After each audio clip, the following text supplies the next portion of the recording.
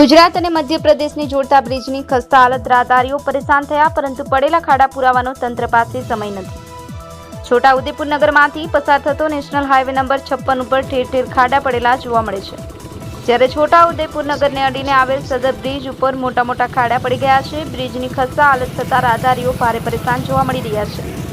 વાહન ચાલકોને વાહન ચલાવવામાં રાત્રિના સમયે ભારે તકલીફનો સામનો કરવો પડે છે અને બે વાહનોના લાઇટના અજવાળામાં બ્રિજ પર પડેલા ખાડા જોવામાં તકલીફ પડે છે અને ખાડા ખુદાવી દેવામાં આવે છે, જે વાહનને પણ નુકસાન નોતરી શકે, પરંતુ તંત્ર પાસે આ બ્રિજ ઉપર પડેલા ખાડા રિપેર કરવાનો સમય નથી.